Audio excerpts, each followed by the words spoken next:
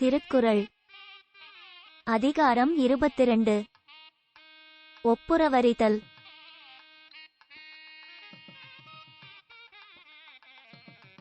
கைம்மாறு வேண்டா கடப்பாடு மாறிமாட்டு எனாற்றும் கொல்லோ உலகு.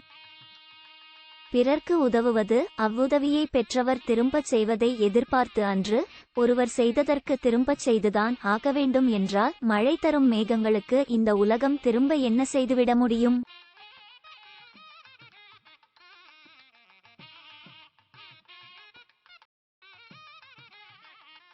தாளாற்றித் தந்த பொருளெல்லாம் தக்கார்க்கு வேளாண்மை செய்தற் பொருட்டு. முயன்று சம்பாதித்த பொருள் எல்லாம் உழைக்க முடியாமல் பொருள் தேவைப்படுவோர்க்கு உதவுவதற்கே.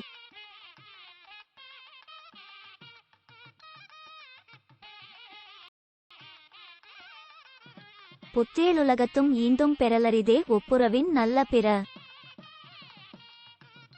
தேவர்கள் உலகத்திலும் இப்பூவுலகிலும் உழைக்க முடியாதவர்க்கு உதவுவது போன்ற வேறு நல்ல செயல்களை பெறுவது கடினம்.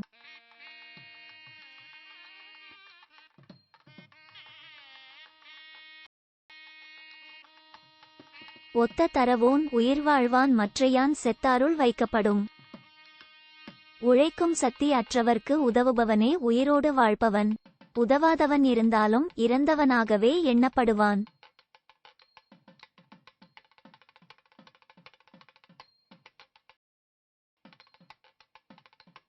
ஊருணி நீர்நிறைந் தற்றே உலகவாம் பேரறி வாளன் திரு. உலகின் வளர்ச்சி போக்கை அறிந்த செயற்படும் பேர் அறிவாளனின் செல்வம் நீர் நிறைந்த ஊருணி எல்லார்க்கும் பொதுவாவது போல் பொதுவாகும்.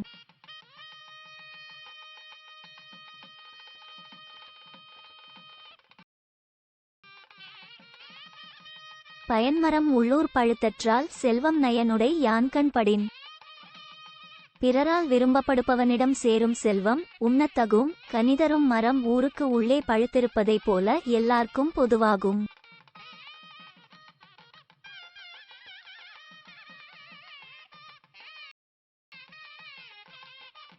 மருந்தாகி தப்பா மரத்தற்றால் செல்வம் பெருந்தகை யான்கண் படின்.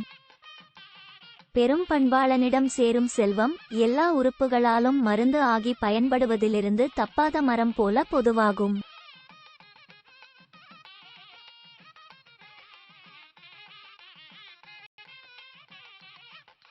இடனில் பருவத்தும் ஒப்புரவிற்கு ஒல்கார் கடனறி காட்சியவர்.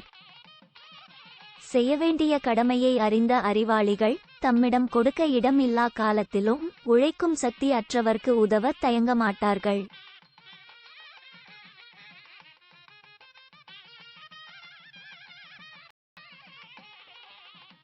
நயனுடையான் நல்கூர்ந்தானாதல் செய்யும் நீர செய்யாது அமைகலாவாறு. உழைக்கும் சக்தி அற்றவர்க்கு உதவும் உள்ளம் உடையவன் வறியவன் ஆவது செய்யக்கூடிய உதவிகளை பிறர்க்குச் செய்ய முடியாது வருந்தும் போதுதான்.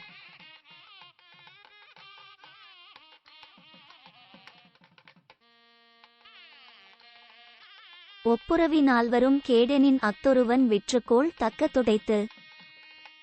இருப்பதை பிறர்க்கு கொடுத்துவிட்டால் நாளை நமக்கு தீமை வருமே என்று சொன்னால் தன்னையே விலையாக கொடுத்து அந்த தீமை வாங்கத்தக்கதே.